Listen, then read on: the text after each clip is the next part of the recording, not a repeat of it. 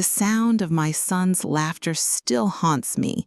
Not the innocent laughter of childhood, but the cruel, mocking laugh that shattered my heart into a million pieces. Picture this. I'm sitting in my living room, the same room where I rocked him to sleep as a baby, where I helped him with homework, where I celebrated every milestone of his life. And he's laughing at me. Laughing because I told him I wrote a will. "Mom, come on," he said, wiping tears from his eyes. "What could you possibly have that's worth fighting over?" I raised him alone for 30 years. Sacrificed everything, gave him the world, worked double shifts when his father died, went without so he could have everything he needed. And this is how he repaid me? But what he didn't know, what none of them knew, was that I had been planning this moment for months. The papers my lawyer brought the next day, they weren't just any papers. They were about to change everything. If you've ever been betrayed by someone you loved more than life itself, you need to hear this story. Trust me, you won't see the ending coming. My name is Margaret Thompson. I'm 67 years old, and until 6 months ago, I thought I knew what unconditional love meant. I thought family meant everything. Let me take you back to where this all began. 30 years ago, I was a young widow trying to hold my world together. My husband, Michael, died suddenly when our son David was just 12 years old. Heart attack at 42. One day we're planning our summer vacation. The next day, I'm planning a funeral. The life insurance money helped, but it wasn't enough. So I worked. God, did I work. Double shifts at the insurance office, weekend jobs, anything to keep our little house and give David the life his father would have wanted for him. I never remarried. Every decision I made was about David. Every sacrifice was for David. And you know what? I thought it was worth it. David grew up, got married to Jennifer, had 2 beautiful children, Emma, who's 16 now, and Jake, who's 14. My grandchildren became the light of my life. I'd been retired for 3 years now, living comfortably in the same house where I raised David. It's a modest place, but it's in a nice neighborhood that's gotten pretty valuable over the years. I have my savings, my late husband's military benefits, and some jewelry that belonged to my mother. Nothing extravagant, but enough for a comfortable retirement. Or so I thought. You see, over the past year, I started noticing things. Little comments from David about how I didn't need such a big house anymore. Jennifer would make jokes about when you're in the home, like it was inevitable. They'd talk about nursing homes like I wasn't even in the room. David would ask for money, always loans that never got paid back. Just until payday, Mom, just to cover the school fees, just to get caught up on the mortgage. Always just temporary, always just this once. But the way he asked, it wasn't asking anymore. It was expecting. Like it was his right. I should have seen it coming. The signs were all there. But when it's your own child, the child you gave everything to raise, you make excuses. You tell yourself they're just stressed, just going through a rough patch. I was about to learn just how wrong I could be. It was a Sunday in March. I remember because I had made David's favorite pot roast, the same recipe I'd been making since he was a teenager. Jennifer, David, and the kids were over for dinner, something that used to happen every week but had become more and more rare. We were sitting around the table, and Jennifer was going on about their plans to renovate their kitchen. Emma was telling me about her college applications. Everything felt normal, almost like old times. That's when the conversation turned to future planning. "You know, Mom," David said, cutting into his roast, "Jen and I were talking, and we think you should start thinking about, simplifying things." "Simplifying?" I asked. Jennifer jumped in. With estate planning and all that, making things easier for everyone when I die. They couldn't even say it. "Actually," I said, "I've been thinking about that too. I've already written a new will." The table went quiet for a moment.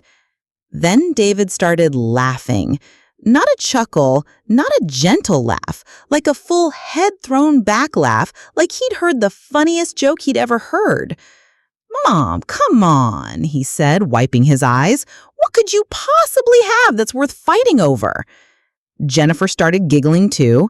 "Seriously, Margaret, it's not like you're some millionaire." I felt my cheeks burn. Emma and Jake looked uncomfortable, pushing food around their plates. But David wasn't done. "Look," he said, still chuckling, "we all know where this is headed anyway. The house, your savings, it's all going to me eventually. I'm your only child. Why make it complicated with a bunch of legal mumbo-jumbo? You should just sign everything over now and save everyone the hassle when you can't make these decisions anymore." The words hit me like physical blows. Every sacrifice, every sleepless night working extra hours, every birthday and Christmas where I went without so David could have more. And this is how he saw me? Not as his mother, but as an obstacle to his inheritance. But what was the worst part was still coming.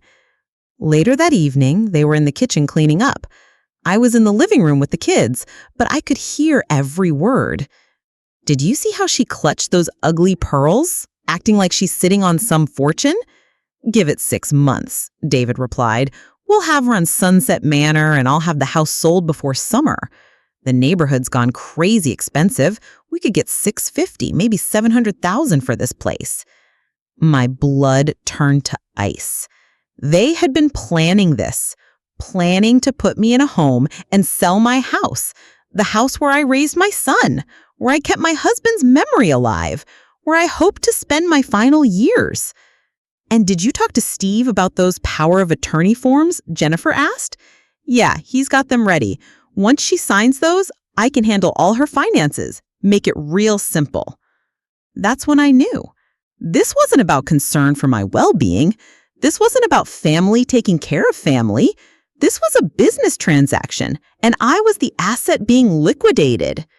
The next morning, David showed up with a manila envelope. "Morning, Mom," he said, way too cheerfully. "I brought some paperwork for you to look at." Inside were power of attorney documents, pre-printed, professionally prepared. "I had my buddy Steve draw these up," he explained. "Just sign here, and I can handle all your finances. Pay your bills, manage your accounts, make sure you don't have to worry about any of that complicated stuff." He had a pen ready. Everything was prepared. All I had to do was sign away my independence, my dignity, my right to control my own life. That night, alone in my house, the house they were planning to sell, I cried harder than I had since the day my husband died. But somewhere between the tears and the heartbreak, something else grew. Determination. If my son wanted to treat me like a business transaction, then maybe it was time I started thinking like a businesswoman. The next few weeks were like psychological warfare, and I was losing ground fast. David started calling every day, not to check on me, to pressure me. "Mom, you really need to sign those papers. What if something happens to you? What if you have an emergency and I can't access your accounts to help?" When phone calls didn't work, he escalated to surprise visits. I'd be having my morning coffee and suddenly there's a key in my lock. He still had his key from when he was a teenager. I never thought to ask for it back.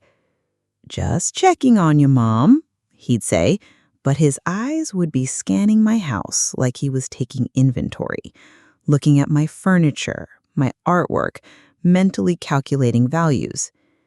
One Tuesday, I came back from grocery shopping to find David in my living room with a woman in a cheap blazer. "Mom, perfect timing," David said. "This is Sandra from Premier Properties. I asked her to take a look at the house, just to get an idea of what we're working with." "For planning purposes," Sandra added with a practiced smile. I had not agreed to this. I had not consented to strangers evaluating my home. But there they were, measuring rooms and taking notes. "The market's really hot right now, Mrs. Thompson. A house like this, in this neighborhood, you could be looking at $650,000, maybe $700,000. Of course, you'd want to sell quickly before the market shifts. I was being managed, handled, like I was already incapacitated. But David wasn't done. He started using my grandchildren as weapons. Mom, Emma's looking at colleges, really expensive ones. And Jake's talking about wanting to try lacrosse, but the equipment and lessons, it's a lot of money. The implication was clear. If I didn't cooperate, my grandchildren would suffer. If I didn't hand over my assets, I was being selfish with their futures. The kids need college funds, Mom. Don't you want what's best for them? And then came the threat that made my blood run cold. Of course, if you're not feeling up to making these big decisions, we might need to limit how much stress you're under. Maybe not so many visits with the kids until you're feeling more stable. He was threatening to cut me off from Emma and Jake, the two people who brought joy to my life, who still looked at me with love instead of dollar signs. That's when I discovered David had been busy in other ways too. My neighbor, Mrs. Chen, knocked on my door one afternoon. She looked uncomfortable. "Margaret, I need to tell you something. Your son came by last week. He asked me to keep an eye on your mental state. He said you've been confused lately, making poor decisions." My financial advisor called me the next day.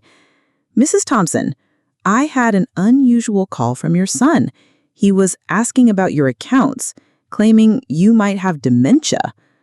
I didn't give him any information, of course, but I thought you should know. Then my doctor's office. David had tried to get copies of my medical records. He told them he was concerned about my cognitive function and needed to assess whether I was capable of making healthcare decisions. The web was tightening. David was systematically building a case that I was incompetent, creating a paper trail that would support forcing me into a nursing home and taking control of my assets. I called Sunset Manor, just to see. They knew my name. David had already submitted an application for me. A tour was scheduled for the following week, a tour I had never agreed to. "Your son seems very concerned about your welfare. He mentioned you've been having some confusion lately."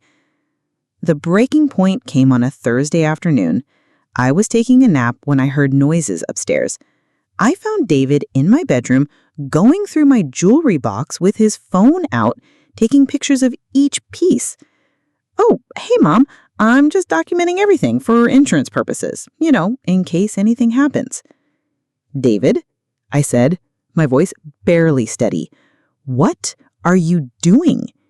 He finally looked at me, and what I saw in his eyes chilled me to the bone. No warmth, no love, just cold calculation. "Face reality, Mom.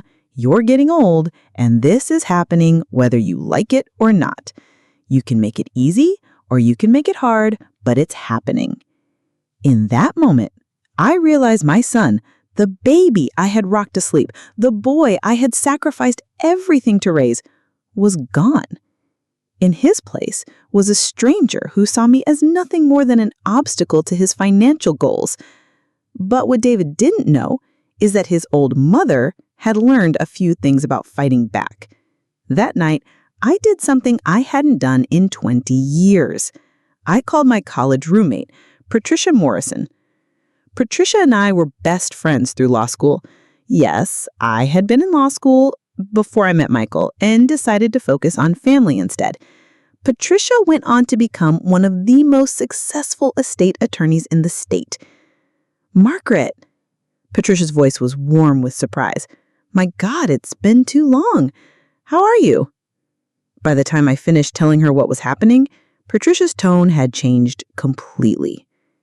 "Margaret, listen to me very carefully. What you're describing is elder abuse, financial exploitation, and I've seen this exact scenario 100 times. She paused, and when she spoke again, her voice had the steel I remembered from our law school days. "Here's what you need to know. You have more power than you realize, And if your son wants to play hardball, then it's time to show him what hardball really looks like. Patricia drove down that weekend. To anyone watching, she was just an old friend visiting. But we were planning a war. First, she said, we need to document everything. Every conversation, every manipulation attempt, every threat. Start recording calls. It's legal in this state as long as one party consents and you're consenting. She handed me a small digital recorder. Keep this with you. Also, we're getting you a home security system with cameras, not just for protection, for evidence. Over the next 2 weeks, I became a detective investigating my own son. And what I discovered broke my heart all over again. Patricia's private investigator, a sharp woman named Lisa, who specialized in elder abuse cases, uncovered David's financial situation. He wasn't just struggling, he was drowning. Gambling debts, tens of thousands of dollars owed to people who weren't patient about collection. His marriage to Jennifer was hanging by a thread because of the debt. His job was in jeopardy because he'd been missing work to deal with creditors.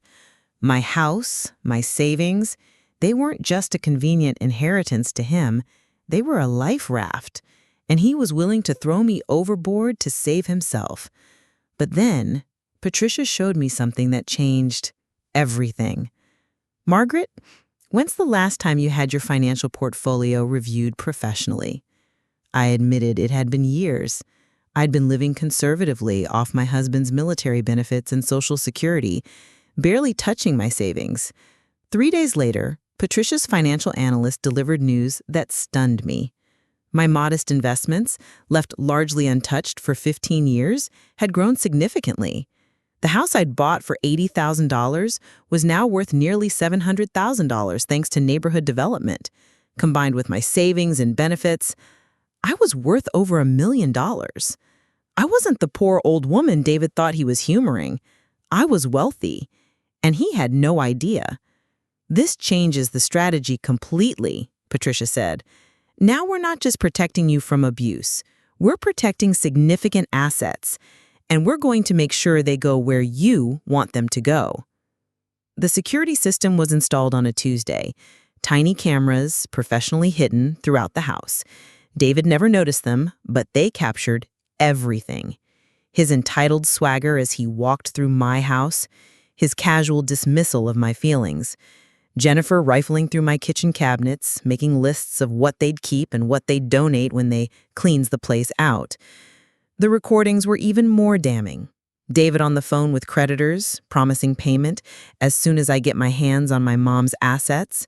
Jennifer complaining to her sister that I was holding up their plans by being stubborn about the nursing home. But the most heartbreaking recording was David talking to his children. Look, kids, Grandma's getting old and confused. She might say some strange things, but don't worry about it. Pretty soon she'll be somewhere she can get proper care, and we'll be in a much better position to help with your college and everything else you want. He was poisoning my grandchildren against me, preparing them to see my institutionalization as a kindness rather than a betrayal. That's when I decided it was time for phase 2 of Patricia's plan. I let David accidentally see a handwritten will on my kitchen counter. It was fake, of course, but it left everything to him. Patricia had helped me craft it to look authentic, but legally meaningless. David's behavior changed overnight. Suddenly, he was all concern and affection. "Mom, I'm so sorry if I seemed pushy before. I just worry about you, you know. I want to make sure you're safe and happy." The fake will gave him confidence. He thought he'd won. And confident people make mistakes. The biggest mistake was the conversation I recorded 3 days later. Jennifer came over to help me organize my important papers. While she was photographing documents she thought were real estate deeds and financial statements, she called David. "The old bat actually did it," she said, not bothering to lower her voice. "Everything's going to you. We just need to keep her happy until she either signs those power of attorney papers or gets declared incompetent." "How long do you think?" David asked. "Steve says 6 months tops. We keep documenting her confusion, get a couple more doctors to question her mental state, and boom, conservatorship. Then we liquidate everything and pay off our debts. And if she fights it, Jennifer laughed, who's going to believe a confused old woman over her loving son who's just trying to protect her? I had everything I needed. Every cruel word, every manipulative scheme, every casual dismissal of my humanity and dignity. But Patricia had saved the best for last. Margaret, there's something else we need to discuss. Your grandchildren. She'd had Lisa do some discreet investigation into Emma and Jake's real feelings about the situation. What she found gave me the first genuine hope I had felt in months. Emma had confided in her school counselor that she was worried about her parents' treatment of me. Jake had asked his friend's mother if it was normal for parents to talk about putting grandparents in nursing homes. Both kids had been asking questions about their parents' financial problems. They weren't oblivious, they were uncomfortable, and they loved me enough to be troubled by what they were seeing. There might be a way to save your relationship with them, Patricia said, but it's going to require perfect timing and flawless execution. What do you need me to do? Patricia smiled. Nothing, Margaret. Tomorrow we let the papers do the talking. That night, I barely slept. 30 years of single motherhood, of sacrifice and unconditional love was about to come to an end. One way or another, by the next evening, David would know exactly what kind of woman his mother really was, and exactly what his cruelty was going to cost him. The doorbell rang at exactly 10 a.m., just like Patricia and I had planned. David was already there. He'd shown up an hour earlier with more power of attorney papers and a cheerful determination to finally get my signature. "Expecting someone, Mom?" he asked when the bell rang. "Actually, yes, I do," I said, walking to the door with more confidence than I'd felt in months. "That would be my attorney." I watched David's face change. The cocky smile faltered for just a moment before snapping back into place. "Your attorney? Mom, you don't need an attorney. I told you I can handle all this legal stuff for you." I opened the door, and Patricia walked in carrying a leather briefcase and wearing her most intimidating courtroom expression. "Good morning, Margaret. I'm Patricia Morrison, Mrs. Thompson's legal counsel. And you must be David." David's confusion was obvious. This wasn't part of his plan. "I'm sorry, but who exactly are you, and why are you here?" he asked, his voice taking on an edge. "I'm here," Patricia said, settling into my living room like she owned it, "to execute Mrs. Thompson's comprehensive estate planning and to address some serious legal concerns that have come to my attention." She opened her briefcase and pulled out a thick folder.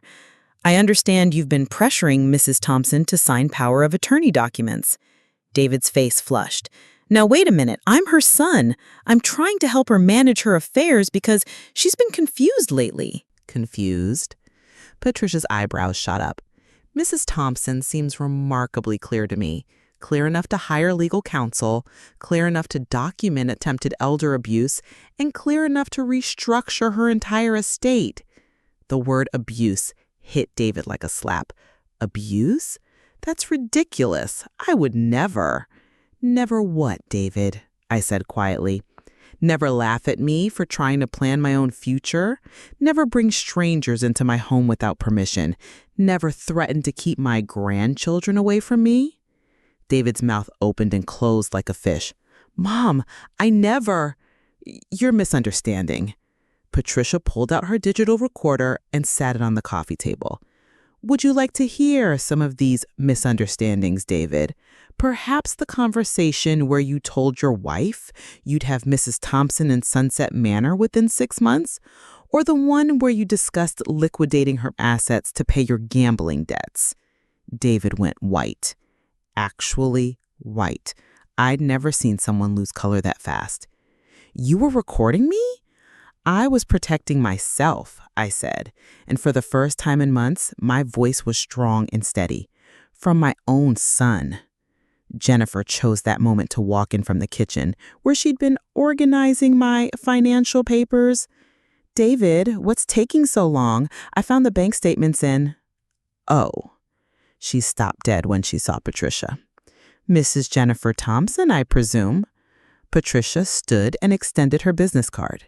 Patricia Morrison, a state attorney. I was just explaining to your husband about the attempted elder abuse charges we'll be filing. Jennifer's face cycled through confusion, anger, and fear in rapid succession. Charges? What charges? We were trying to help. Help yourselves, Patricia corrected, to Mrs. Thompson's assets, her home, and her independence. She pulled out another folder, this one thicker. David, Jennifer, I think it's time you understood your actual situation here. Mrs. Thompson isn't the confused, financially struggling widow you believed her to be. Patricia spread papers across my coffee table like she was dealing cards. Mrs. Thompson's estate is currently valued at approximately $1.2 million. Her investment portfolio has grown substantially over the years, her home has appreciated significantly, and her late husband's military benefits provide a comfortable monthly income. David's legs seemed to give out. He sank into my armchair, the same chair where he used to sit as a child while I read him bedtime stories. "But the fake will," he whispered. "The what now?" Patricia asked, with mock surprise. "Oh, you mean the test document Mrs. Thompson left where you could find it? The one that made you so confident you intensified your abuse?" She pulled out a digital camera and showed them photos. "We have video footage of you going through Mrs. Thompson's personal belongings, audio recordings of you planning to have her declared incompetent, and documentation of your attempts to access her medical records and financial accounts." Jennifer grabbed David's arm. "We need to leave. We need to call a lawyer."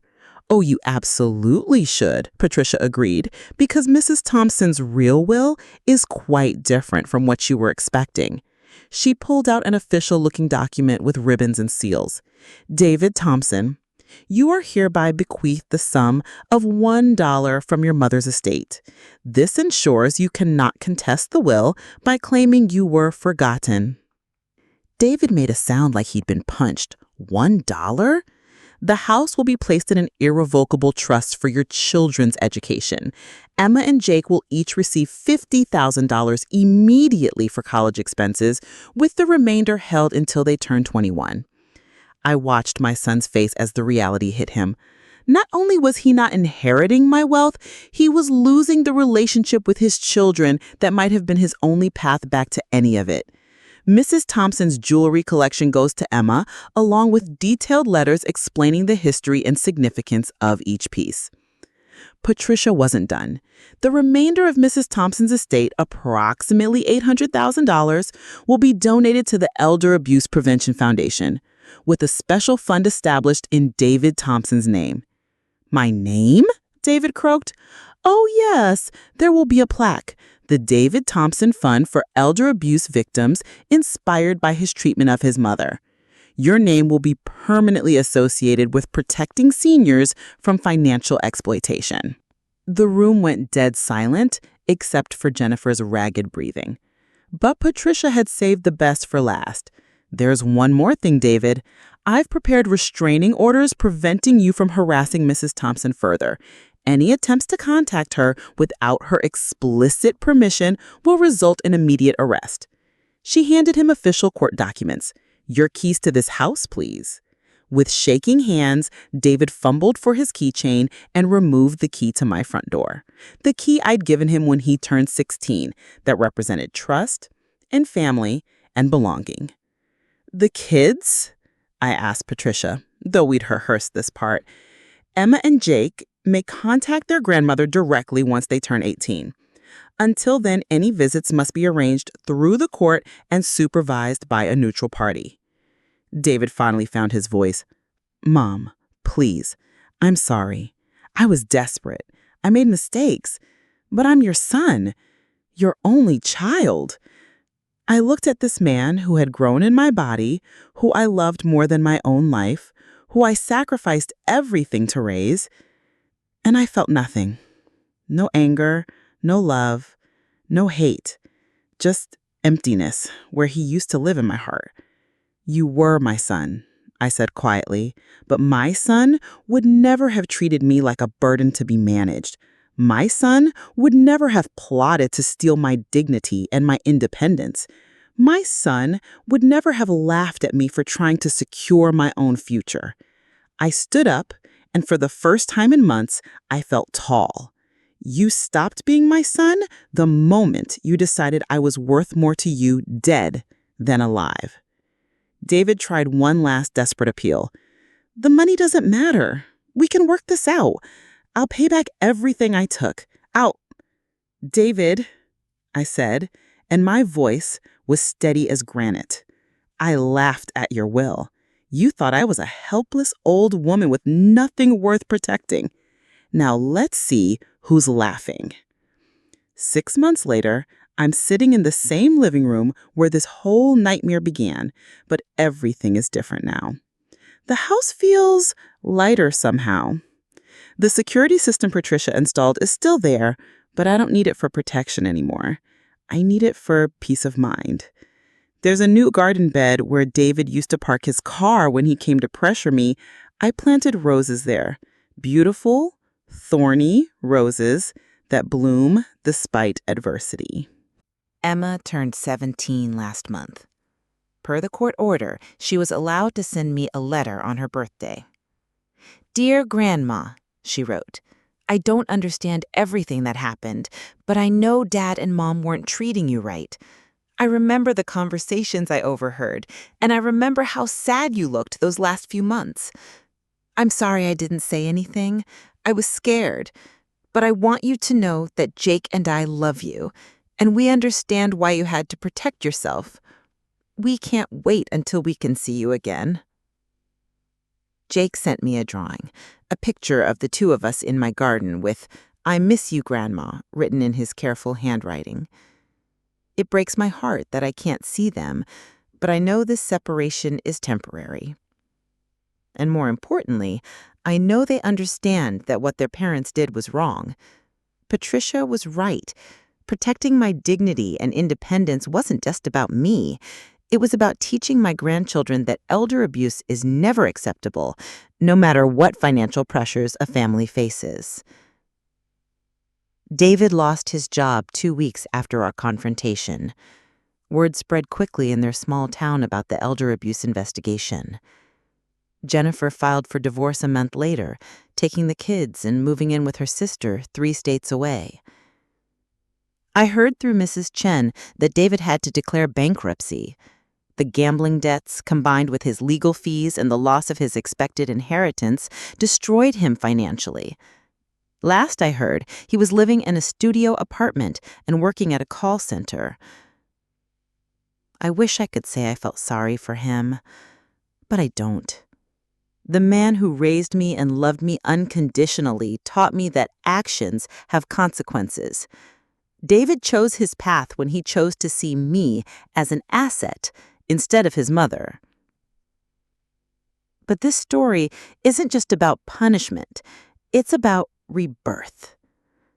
I've become involved with the Elder Abuse Prevention Foundation in ways I never expected. Patricia introduced me to the organization, and they asked me to share my story at senior centers and community groups. The first time I spoke publicly about what happened, I was terrified.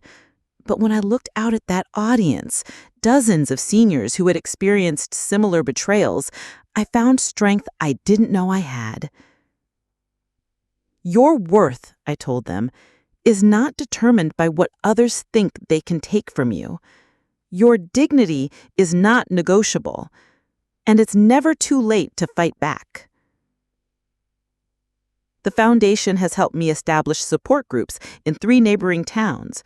We call ourselves the Silver Shield Society, seniors protecting seniors from financial exploitation. Mrs. Chen joined our group after discovering her nephew had been skimming money from her accounts.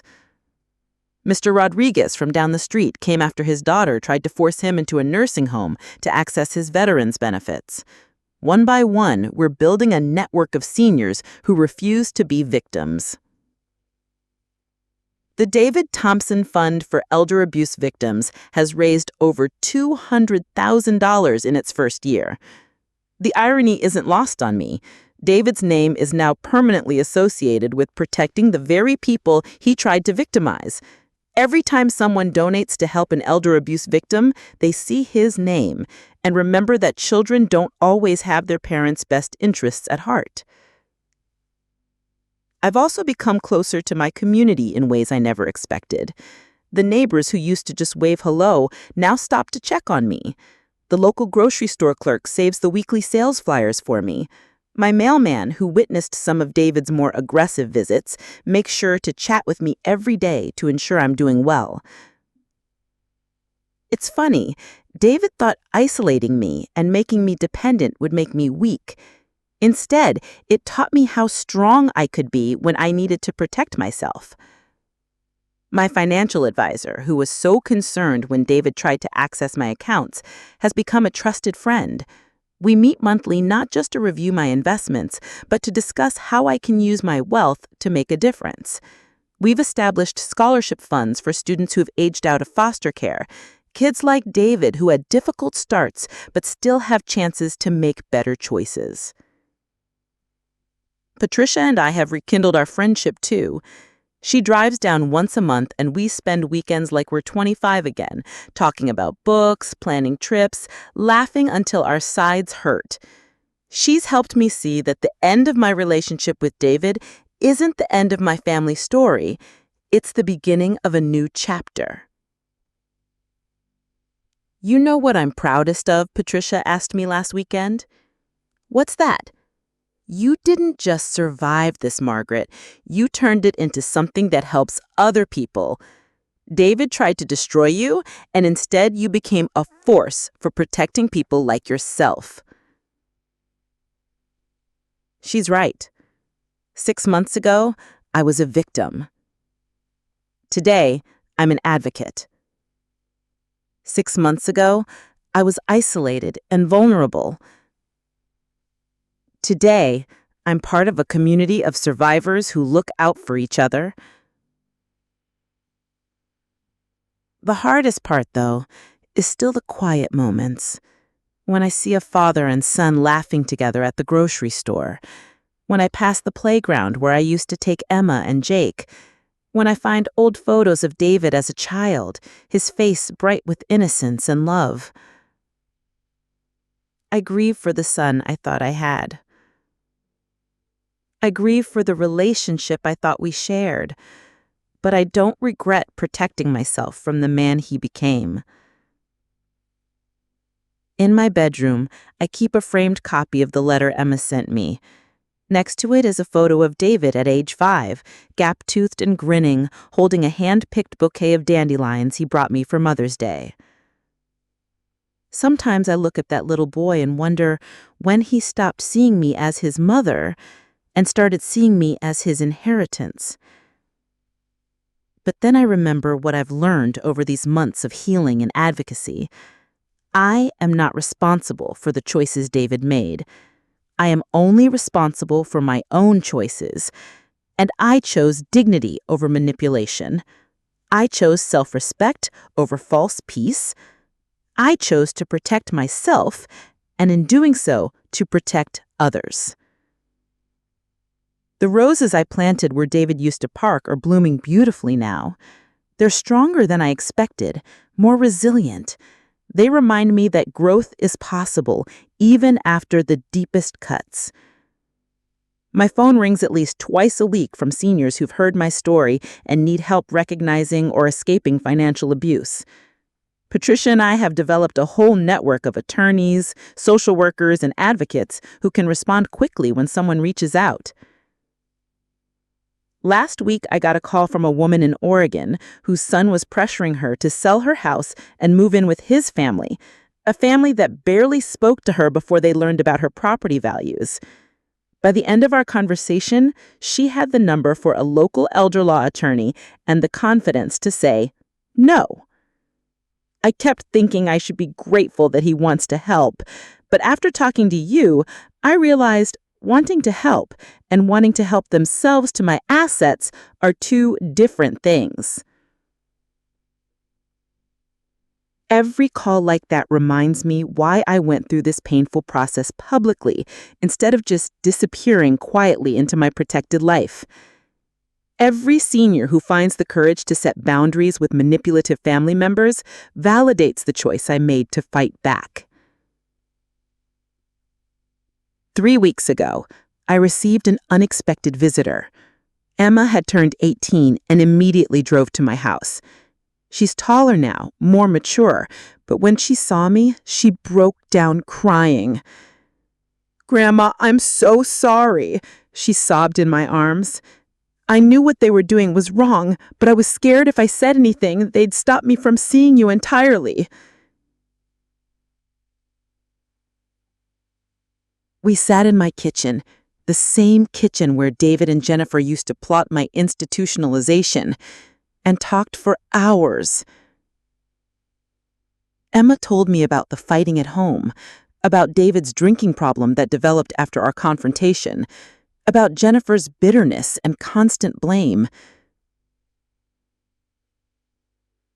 "Mom keeps saying you destroyed our family, but you didn't, did you?"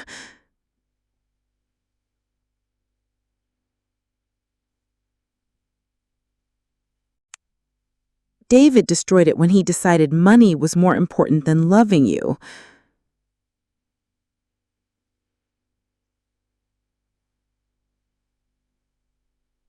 Emma is starting college in the fall, journalism school, she says, because someone needs to tell the stories of people who can't tell them for themselves.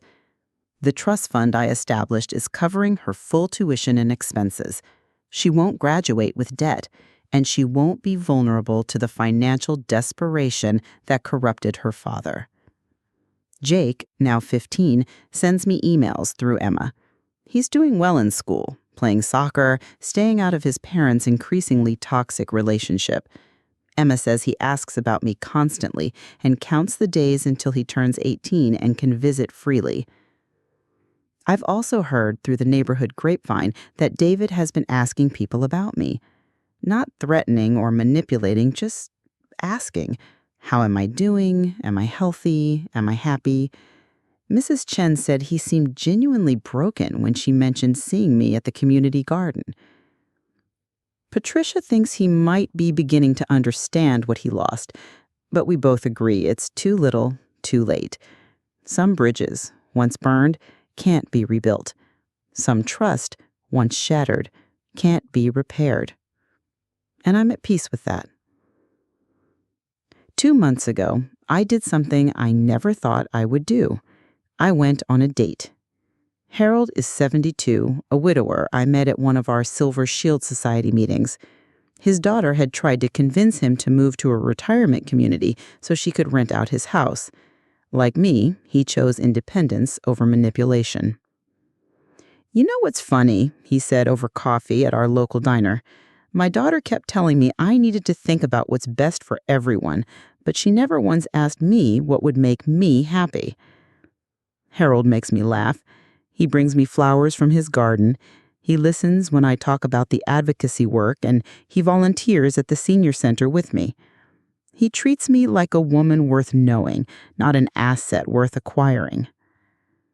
I'm not saying we're headed for marriage or anything dramatic like that, but it's nice to remember that not all relationships are transactional.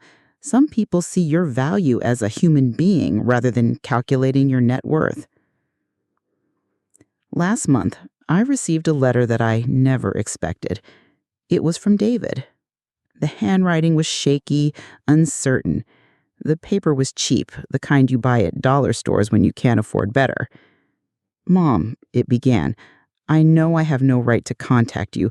I know the court order says I shouldn't, but I need you to know that I understand now what I did to you. I understand what I lost." The letter went on for 3 pages. He talked about hitting rock bottom, about losing everything, about finally going to therapy and gambling addiction counseling. He talked about the shame of having his name on a fund that helps victims of people like him. I see my name on that plaque every time I walk past the community center, and I know that's what I am now. A cautionary tale about what happens when you forget that love isn't conditional on inheritance. He didn't ask for forgiveness. He didn't ask for money. He didn't even ask to see me. He just wanted me to know that he finally understood the magnitude of what he had destroyed. I showed the letter to Patricia. "What do you think?" I asked. "I think," she said carefully, "that understanding what you did wrong doesn't automatically undo the damage you caused, but it might prevent him from hurting someone else the same way." I wrote back. One paragraph, carefully crafted with Patricia's help. "David, I'm glad you're getting help. I hope you find peace and purpose in your life, but my forgiveness isn't something you can earn back with words. Take care of yourself, and maybe someday you'll understand that protecting myself wasn't about punishing you. It was about saving what was left of my own dignity. I wish you well." I never heard back. I don't expect to. As I sit here now sharing this story with you, I want to be clear about something. This isn't a story about revenge. This isn't about getting back at someone who hurt me. This is a story about recognizing your own worth. For 30 years after my husband died, I defined myself by my relationship to David. I was David's mother. My value came from what I could give him, what I could sacrifice for him, how well I could anticipate and meet his needs. When he betrayed me, I had to learn something I should have known all along. I am valuable because I exist. Not because of what I can provide to other people, not because of what I own or what I can give away, but because I am a human being with inherent dignity and worth. Every senior I talk to through the foundation learns this same lesson. Mrs. Patterson, whose grandson was stealing her prescription medications to sell. Mr. Williams, whose nephew convinced him to sign over his Social Security checks. Sarah Martinez, whose daughter was emotionally blackmailing her with threats of suicide if she didn't hand over her savings. All of us had to learn to see ourselves through our own eyes rather than through the eyes of people who wanted to use us. The hardest part of elder abuse isn't the financial loss, though that can be devastating. The hardest part is the loss of trust. When your own family betrays you, it shakes your faith in everything you thought you knew about love, loyalty, and human nature. But here's what I've learned. While some people will disappoint you, others will surprise you with their kindness. While some relationships are based on what they can take from you, others are based on mutual respect and genuine care. My life today is smaller in some ways than it was a year ago. I don't have a son. I have limited contact with my grandchildren. Some days the house feels quiet in ways it never did before. But my life is also richer. I have purpose beyond being someone's mother. I have friendships built on shared interests rather than family obligation. I have the satisfaction of knowing that my money will help people instead of enabling someone's gambling addiction. Most importantly, I have self-respect. When I look in the mirror now, I see a woman who fought back, a woman who refused to be diminished, a woman who chose her own dignity over false peace. David taught me something valuable, though I doubt he intended to. I am stronger than I knew. I am more resourceful than I realized. And I am worth fighting for, even if I have to do the fighting myself. To anyone listening to this story who recognizes their own situation and mine, please know this. It's never too late to protect yourself. It's never too late to set boundaries. It's never too late to choose dignity over manipulation. Your family members, your children, your caregivers, they don't get to decide your worth. They don't get to determine when you're too old to make your own decisions. They don't get to manage your life for their convenience. You matter. Your wishes matter. Your comfort and happiness matter, even if, especially if, the people around you act like they don't. If you're being pressured to sign papers you don't understand, call an attorney. If someone is telling you that you're too confused or incompetent to manage your own affairs, get a second opinion. If your family is treating you like a burden instead of a person, reach out for help. There are resources available. There are people who care. There are organizations like the Elder Abuse Prevention Foundation that exists specifically to help people in situations like mine. And if your family tries to tell you that protecting yourself means you don't love them, remember this: love doesn't require you to give up your dignity. Love doesn't require you to accept abuse. Love doesn't require you to sacrifice your independence for someone else's convenience. Real love respects boundaries. Real love wants you to be safe and happy, not just compliant. I named this story after David's laughter because that sound represents everything that went wrong in our relationship. He laughed at the idea that I had anything worth protecting. He laughed at my attempts to maintain control over my own life. He laughed at me like I was a child instead of the woman who raised him. But I'm not laughing at him now.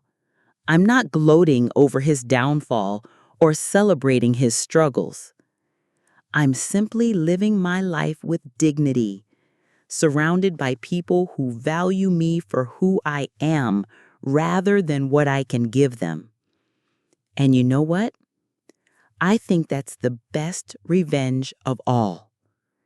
Not revenge against David, but revenge against the voice in my head that said I should be grateful for any attention from my family, even when that attention came with a price tag attached to my independence.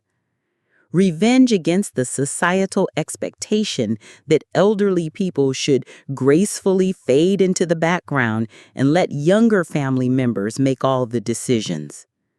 Revenge against the assumption that I was too old, too confused, too weak to fight for myself. I proved them all wrong. If you're facing a similar situation, if someone in your life is treating your dignity like a negotiable commodity, I hope my story gives you the courage to fight back. You deserve better. You're worth protecting. And it's never, ever too late to remind the world and yourself that you matter. The roses I planted are blooming again this spring. They're even more beautiful than last year. Their roots deeper, their stems stronger, just like me. Thank you for listening to my story.